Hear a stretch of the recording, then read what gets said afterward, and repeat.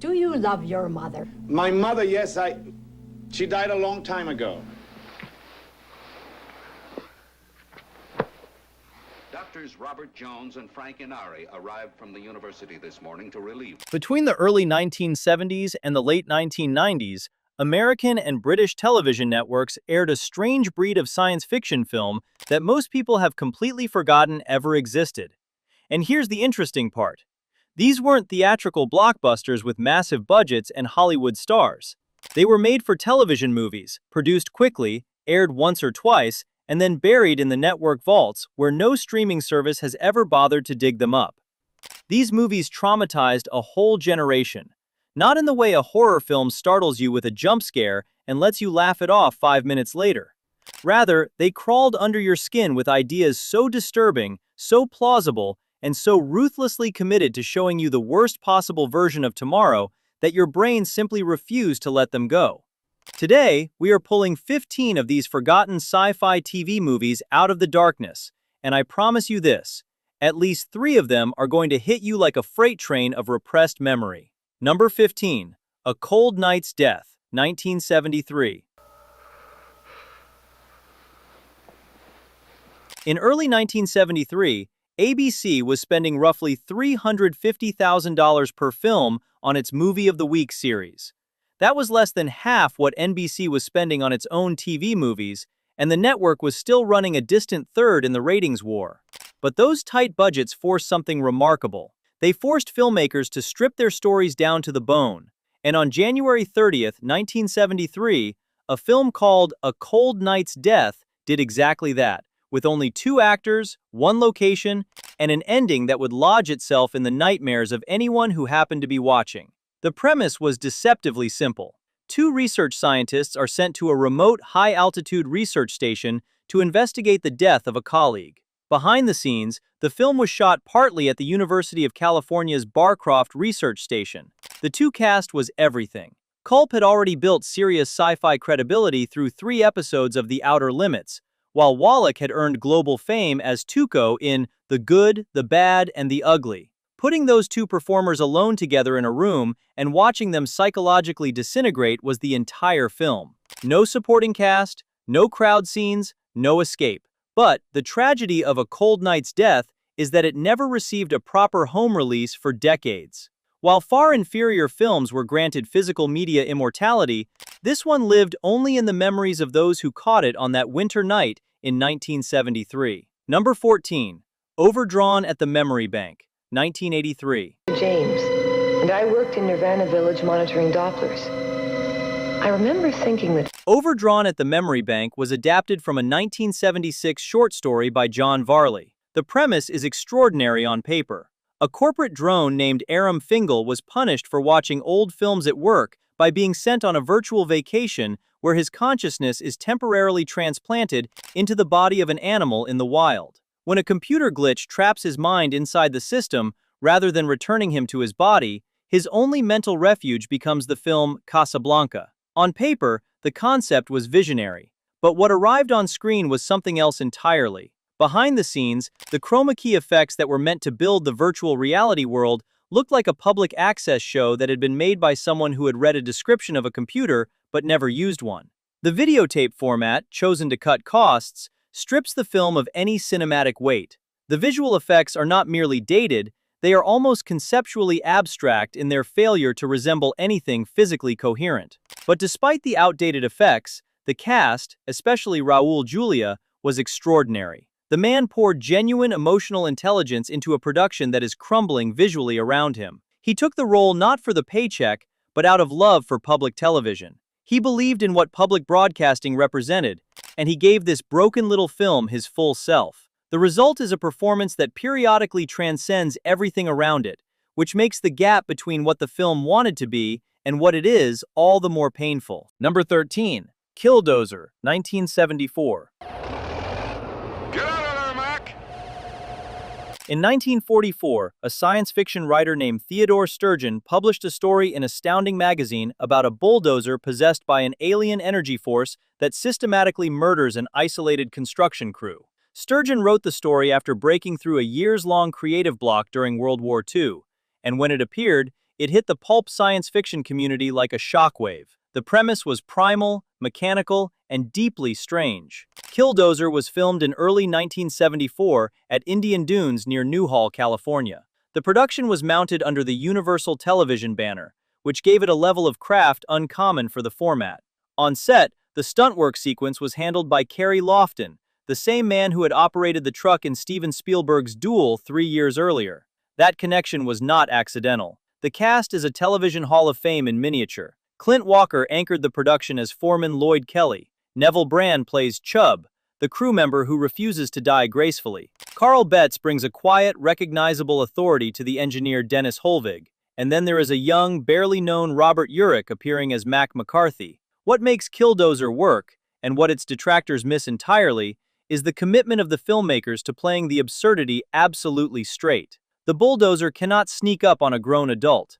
It is a 50-ton diesel machine that belches black smoke and roars loud enough to drown conversation. The film is aware of this and does not care. It positions the Killdozer not as a horror movie monster, but as an alien intelligence operating a weapon, methodical and patient in a way that makes its kills feel less like slasher sequences and more like a siege. Number 12. The Stranger Within, 1974. By October 1974, Barbara Eden had spent nearly a decade being defined by a single role. She was Jeannie, the bottle, the belly button, the wink. 5 seasons of I Dream of Jeannie had made her one of the most recognized women on American television, and the industry had done what it always does to stars of beloved sitcoms. It had put her in a box and nailed the lid shut. So when ABC handed her a script called The Stranger Within, written by Richard Matheson, what she did with it shocked everyone. The budget was $800,000. What generated excitement about this film was the casting of Barbara Eden, then known to the entire country as the cheerful, midriff-bearing Jeannie of I Dream of Jeannie. In this case, putting Eden in a role that required physical deterioration, alien possession, and scenes of raw psychological terror was a calculated provocation. In fact, she reportedly threw herself into the physical transformation required, including the obsessive eating of salt and black coffee by the gallon, the dropping of the thermostat to near-freezing temperatures mid-scene, and the extended sequences of speed-reading alien texts while visibly losing her grip on who she was. It is a genuinely brave piece of work from an actress the industry had filed away in a comfortable drawer. Number 11. Gargoyles, 1972. On November 21, 1972, CBS aired a 74-minute movie about a colony of gargoyles awakening in the New Mexico desert, and buried inside it was the origin story of one of the most important special effects artists in the history of cinema. His name was Stan Winston. He was 26 years old. He had just completed a grueling 3-year, 6,000-hour makeup apprenticeship at Walt Disney Studios. And this low-budget TV movie was the very first professional credit of a career that would eventually produce The Terminator, The Alien Queen, The Predator, and the dinosaurs of Jurassic Park. And here's the thing. The creature work is where Gargoyles earns its permanent place in television history. Behind the scenes, Ellis Sonny Berman Jr. was originally assigned to create the lead gargoyle worn by Bernie Casey. Friction developed between Berman and Casey during production, and the decision was made to reassign the lead gargoyle application to Winston. In fact, it was Winston who applied the creature makeup on set. When production wrapped, Winston demanded a screen credit. Makeup credits on television productions were virtually unheard of at the time, and the producers initially resisted. Winston threatened to walk. The producers backed down. That insistence on credit meant that when the Emmy nominations went out the following year, Winston, Berman, and Del Armstrong were eligible. They won. Gargoyles took the Emmy for Outstanding Achievement in Makeup, and Stan Winston's career was formally launched. Number 10. Countdown to Looking Glass, 1984. In October 1984, the world was drowning in nuclear nightmares. ABC had aired The Day After in November 1983, drawing over 100 million viewers. The BBC had just finished producing Threads. And then, on October 14, 1984, HBO quietly aired something different. It was called Countdown to Looking Glass, and for the people who saw it, it was the most realistic depiction of how a nuclear war could actually begin that had ever been committed to screen. The film presented the entire nuclear escalation through the lens of a fictional cable news network called CVN.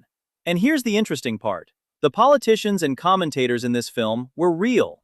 Veteran CBS journalist Eric Sevareid appeared as himself.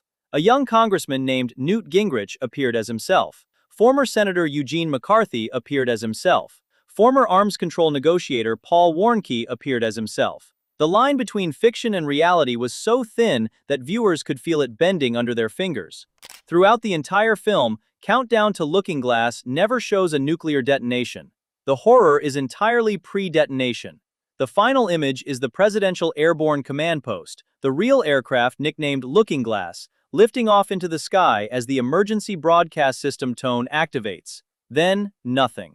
Number 9. Duel, 1971. Before Jaws, before Close Encounters, before Raiders of the Lost Ark and Schindler's List, and every other film that would make him the most commercially successful director in history, Steven Spielberg was a 24-year-old kid working under contract at Universal Television, directing episodes of Marcus Welby, MD, and The Name of the Game, and quietly going out of his mind with frustration. He wanted to make movies, real movies, the kind that played in theaters. And on November 13, 1971, he got the closest thing the television industry would allow him. A 74-minute ABC movie of the week with a budget of $450,000, and a story so simple it could fit on the back of a gas station receipt. Duel was written by Richard Matheson, who had based it on his own short story published in the April 1971 issue of Playboy. The premise came from Matheson's real life. On November 22, 1963, the same day President Kennedy was assassinated, Matheson was driving home from a golf game when a truck driver tailgated him aggressively on a California highway. That experience became the skeleton of a story about a mild-mannered salesman named David Mann who is terrorized across the desert by the unseen driver of a massive tanker truck. And here's the thing. Before shooting, Spielberg got the directing job after showing producer George Eckstein a rough cut of his Columbo episode, Murder by the Book. ABC wanted him to shoot the film on a soundstage. Spielberg refused. He knew the story needed the open road, the vastness of the California desert, the sense that civilization was always just out of reach. Duel was one of the first TV movies ever given an international theatrical release. Years later, Spielberg was offered Jaws specifically because Universal executives had seen what he could do with a faceless predator and a terrified man who had no choice but to fight back. Number 8. Without Warning, 1994. On October 30, 1938, Orson Welles broadcast a simulated news report about a Martian invasion on CBS radio. Millions of Americans panicked. Phone lines collapsed. People fled their homes. It became the most infamous broadcast in the history of American media. Exactly 56 years later, on October 30, 1994, CBS decided to do it again, this time on television, this time with asteroids. And this time, despite every precaution the network could think of, dozens of viewers still called their local newsrooms in terror, convinced that the end of the world was being broadcast live. Without Warning was a Warner Brothers television production executed on a deliberately lean budget, structured to look like cheap news footage by design. No theatrical special effects, no Hollywood lighting.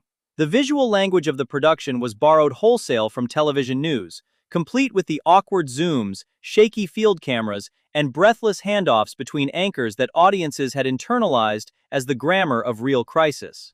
The casting strategy was the production's most audacious financial decision. Rather than spending money on marquee dramatic actors, the filmmakers hired real journalists to play themselves. CBS network executives were sufficiently unnerved by the finished product that they required text disclaimers to run at the bottom of the screen throughout the broadcast, reminding audiences that the events depicted were fictional.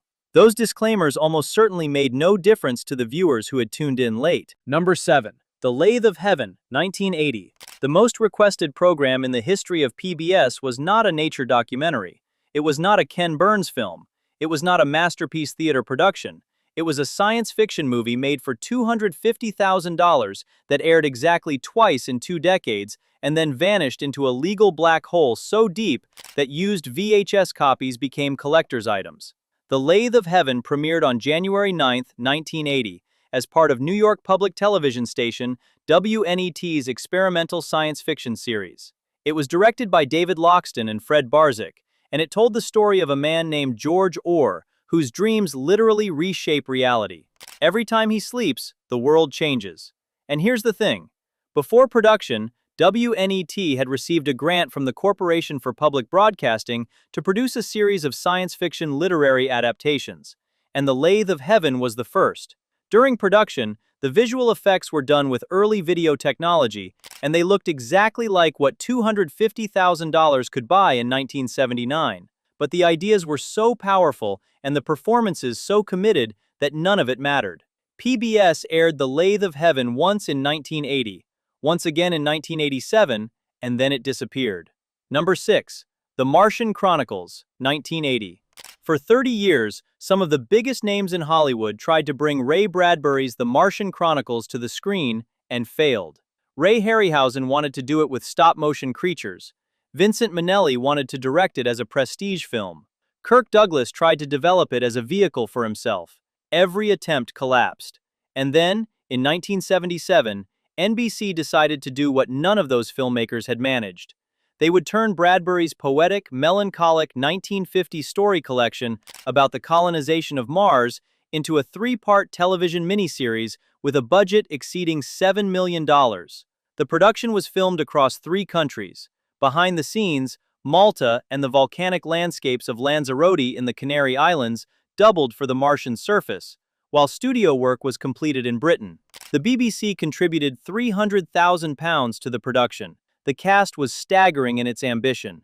Darren McGavin, Bernadette Peters, Roddy McDowall, Fritz Weaver, Barry Morse, Bernie Casey, and Maria Schell all appeared across the 3 episodes. And here's the thing. Before shooting, Bradbury had collaborated closely with the project and even rewrote portions of Matheson's script, but the escalating budget meant that certain visual concepts had to be scaled back, and the special effects were produced with less money than originally planned. When Bradbury saw the finished product, he was unhappy. He requested re-editing and for some scenes to be reshot, but the final cut had already been approved by the network. Both Bradbury and Matheson would later single out Anderson's direction as the project's weakest element. And yet, for the millions of viewers who watched it over those 3 January nights, the images lingered. Number 5. Special Bulletin, 1983. 9 months before the day after terrified 100 million Americans with its depiction of nuclear war, NBC aired something quieter, smarter, and in many ways far more disturbing. It was called Special Bulletin. It aired on March 20th, 1983, as part of NBC's Sunday Night at the Movies. And unlike the day after, which showed you the apocalypse from a distance, Special Bulletin put a nuclear bomb on a tugboat in the harbor of Charleston, South Carolina, and made you watch the crisis unfold in real time through the lens of a live television broadcast. The premise was this: a group of anti-nuclear activists seize a tugboat, take a reporter and cameraman hostage during a dock workers' strike, and announce on live television that they have built a homemade atomic bomb. Behind the scenes, the entire film was shot on videotape using handheld cameras, overlapping dialogue, and deliberately flubbed lines to replicate the chaos of an actual breaking news broadcast. But here's the thing. When NBC executives saw the finished product, they panicked. They plastered disclaimers across the broadcast, and the word dramatization appeared on screen at regular intervals. It did not matter. Viewers who tuned in late flooded local stations across the country, asking if what they were seeing was real. The film was nominated for 6 Emmy Awards and won 4, and then, somehow, it was forgotten. Number 4. The Night That Panicked America, 1975. On Halloween night 1975, Nicholas Meyer was still a young writer with one obsession. He wanted to recreate, minute by minute, the most terrifying broadcast in the history of American media.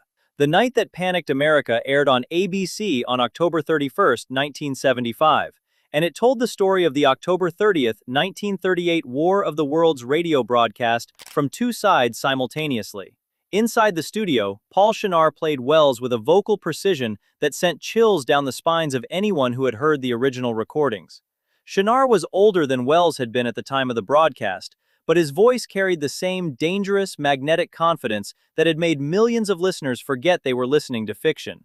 Outside the studio, the film followed a series of fictional American families from different social classes and different parts of the country as they heard the broadcast and believed, truly believed, that alien machines were burning their way across the eastern seaboard. The sound effects for the original 1938 broadcast were were reproduced faithfully, including the detail that the Martian cylinder being opened was created by unscrewing a glass jar over a toilet bowl. For a film about the power of radio, those $2 worth of props are everything. Number 3. The UFO Incident, 1975. Before the X-Files, before Close Encounters of the Third Kind, before the gray alien with the oversized black eyes became the most recognizable image in all of science fiction, there was a TV movie that quietly embedded that image into the American subconscious for the first time. The UFO Incident was based on John G. Fuller's best-selling 1966 book, The Interrupted Journey, which documented a real married couple's testimony under hypnotic regression conducted by psychiatrist Dr. Benjamin Simon. Barnard Hughes played Simon in the film. Universal Television produced it. The production was built almost entirely around 2 performances, and the choice of actors told you everything about what the filmmakers believed the story was about. And here's the thing. What made the film remarkable was not its special effects, it was the performances. On set, Jones brought a raw, visceral terror to Barney Hill that went far beyond what audiences expected from a UFO story. Parsons matched him with a quiet, stubborn determination that made Betty Hill feel like the most credible witness in the history of the unexplained. The Hills were also an interracial couple in 1961 New Hampshire, and the film did not ignore the additional layers of anxiety and suspicion that came with that reality. The UFO Incident aired just 2 weeks before the Travis Walton UFO Incident on November 5, 1975, and cognitive psychologist Susan Clancy would later argue that the broadcast directly influenced the way Walton described his own experience. The trauma was so intense that the actual alien encounter sequences are deliberately understated, fragmentary in the way recovered memories actually are, which is either the most accurate or most disturbing creative choice in the entire production. Number 2. The Day After, 1983. On November 20, 1983, approximately 100 million Americans sat down in front of their television sets and watched a nuclear bomb destroy Kansas City. It was the largest audience for a television movie in American history, a 46 rating, a 62% audience share, and by the time the final credits rolled, the sitting president of the United States, Ronald Reagan, wrote in his personal diary that the film had left him, in his own words, greatly depressed. The Day After was conceived by ABC executive Brandon Stoddard. Before production, multiple directors turned the project down before Nicholas Meyer agreed to take it on. The production budget was $7 million. Behind the scenes, roughly 2,500 University of Kansas students and local residents worked as extras, and ABC spent an estimated $1 million in the town during production. The film's graphic depictions of blast effects, radiation burns, and societal collapse triggered advertiser pullouts and a censorship battle within the network itself. ABC's Standards and Practices Department fought Meyer on nearly every image. Meyer later described the film as a gigantic public service announcement. He won some battles and lost others. The version that aired was still devastating, but it was a compromise. Number 1. Threads, 1984. 10 months after The Day After drew 100 million viewers in America, the BBC broadcast a film that made it look gentle. It was called Threads. It was written by Barry Hines, and was directed and produced by Mick Jackson on a £400,000 budget. The film premiered on BBC Two on September 23, 1984, at 9:30 in the evening. By the time it ended, the broadcast date had earned a nickname among British television professionals.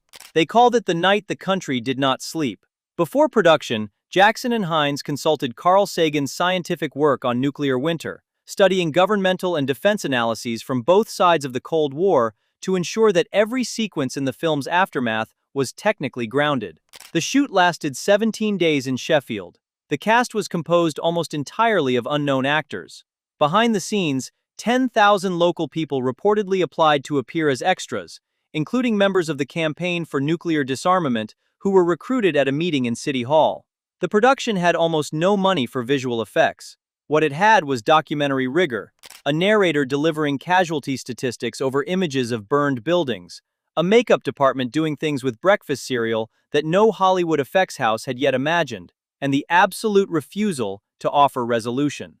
Threads asked what would happen to humanity itself in the decades after the last bomb fell, and it answered that question with a ruthlessness so complete, so devoid of comfort or redemption, that the final image of the film has been described by viewers as the single most disturbing moment in the history of British television. If this video got to you, the subscribe button is right there. There are more lists like this one coming, and every single one of them is built with real research, real facts, real stories about the films that never got the attention they deserved. See you in the next one.